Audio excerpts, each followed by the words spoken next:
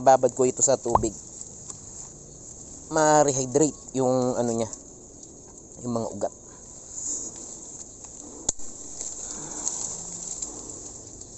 Kadugtong 3 months ago, nag-markot ako ng mangga at ito yung naging resulta. At hindi ito basta-basta markot. Ito po ay root air layering. Naglagay po ako ng ugat doon mismo sa markot. Kaya combination po ito ng markoting at grafting. Opo, tama po yung narinig nyo. Yung mismo ugat, iginraft ko doon mismo sa markot.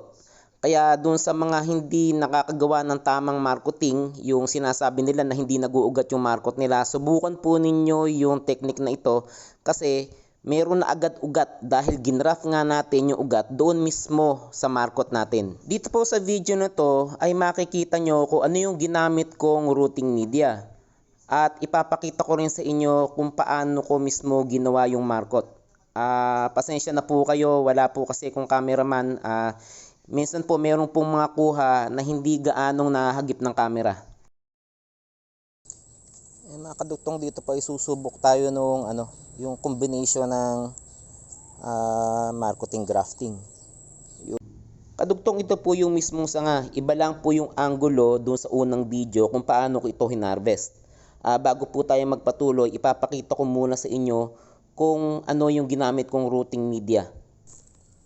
Ito po yung yung coco peat. Yan yung durog na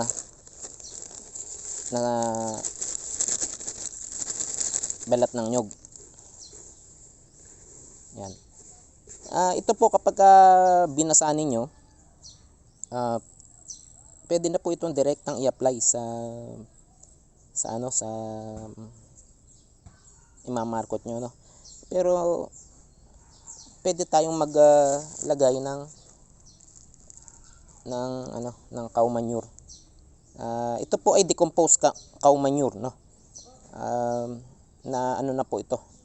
Decomposed na po ito. Huwag po kayong gagamit ng cow manure na sariwa. Makakasama po 'yun sa halaman. Yan. Mga equal parts po pwede na, no? Yung equal parts ng cow manure at saka ng coco peat. Iyon nga po mga kadugtong, ang ginamit ko rito ay coco peat at saka decomposed na cow manure. At after po nito, lalagyan po natin ito ng tubig. Ang tubig po, kailangan hindi masyadong madami, na kailangan yung basa. Pero kapag piniga ninyo, hindi tutulo yung maraming tubig. Dito po mga kadugtong, hindi na ako nag-add ng tubig kasi yung cow manure basa dahil siguro nung kagabi ay umulan. Kaya hindi na ako nagdagdag ng tubig dito. Ayan mga kadugtong, basa. Pero kapag piniga mo, walang tumutulong tubig. Ayan nga po, meron na tayong rooting media, kaya balik na tayo doon sa sanga na imamarkot natin. Mga kadugtong, dito pa isusubok tayo nung yung combination ng marketing grafting. Ayan mga kadugtong, i-skip ko na lang kung alin yung mga parte na hindi nahagip ng camera. At i-explain ko na lang sa inyo kung paano ko ito ginawa. Ayan nga po, tinanggal ko yung balat nung sanga ng mangga at ngayon po ay kinakaskas ko yung cambium layer. Kasi po kailangan maalis na husto yung cambium layer para huwag bumalik yung balat nito.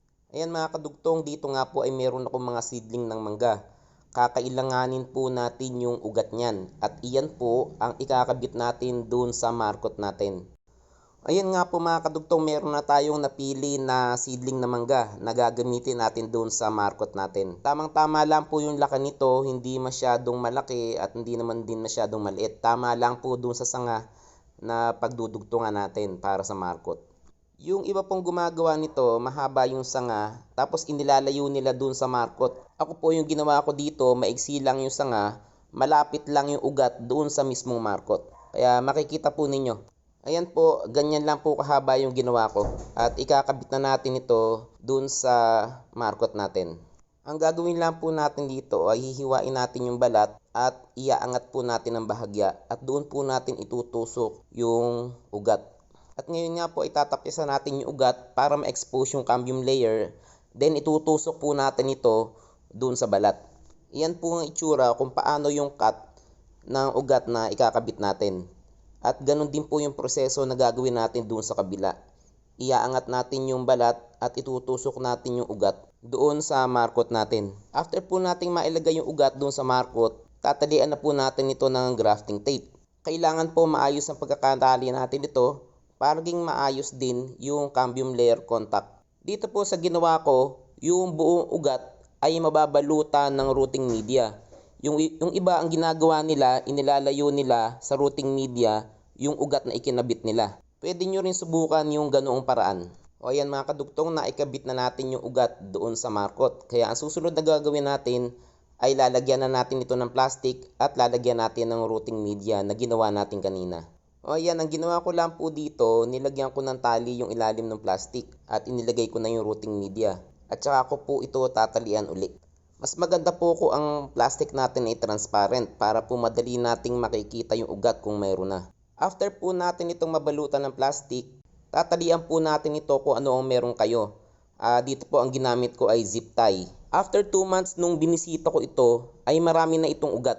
Pero hindi ko muna ito hinarvest dahil naisip ko mas maganda kung paabutin ko na ng 3 months para mas lalong established yung mga ugat nito. At ito na nga mga kadugtong, after 3 months ay nag-decide na ako na i-harvest na ito. Ang ginagawa ko dito kapag nagmarkot ako, after kong putulin yung sanga,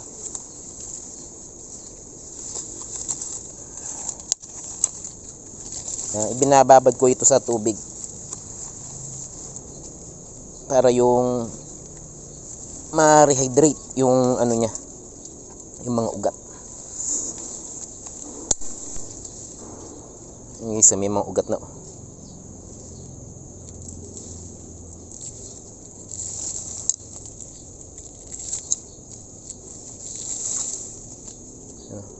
Palibot yung mga ugat, ng dami.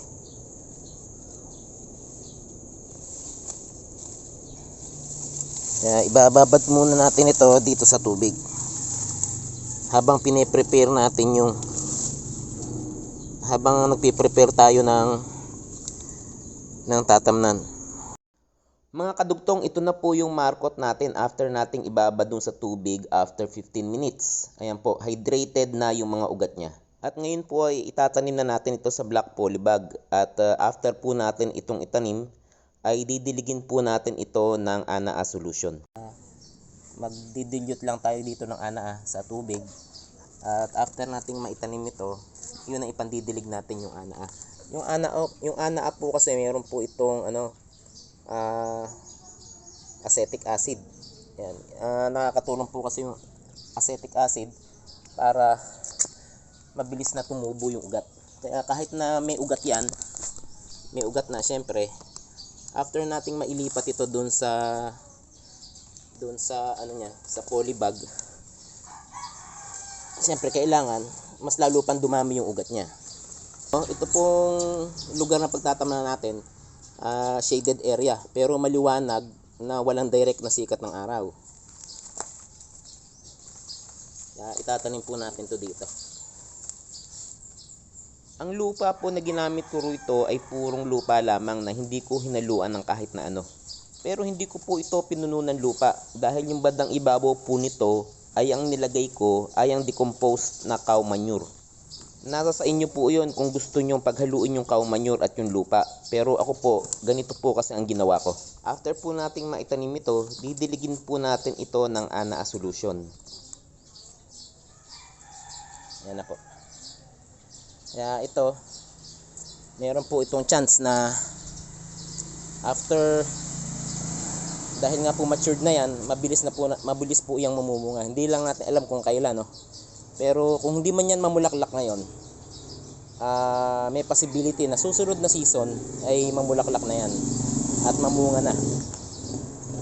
Ito nga po yung ating yung tubig na pandidilig. Lalagyan lang po natin ng ANA. I-shake lang po natin.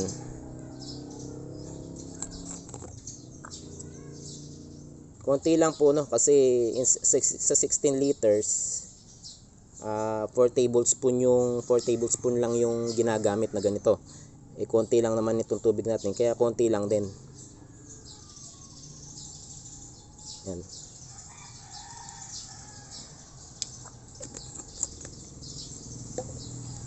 Drops lang po, konti lang inilagay ko. Saka yun ang ipandidilig natin dito para makatulong na ito po kasi nakakabawas ng stress ng halaman doon sa mga transplant. Kaya dito sa markot parang lumalabas na transplant yan eh. Kaya dinilig natin ang ana. Pwede po natin diligin, regular na diligin ng ana ayan hanggat hindi pa siya established. Wala pong masama. Panatilihin po nating hydrated itong ating tanim. Huwag po natin itong hahayaang matuyo. Pwede po natin diligin ito ng ana 2 beses sa linggo. Kadugtong kung nagustuhan po ninyo yung ganitong klase ng content at kung sa tingin ninyo ay informative, huwag po ninyong kakalimutang mag-like, mag-follow at pakishare na rin ng mapanood ng iba.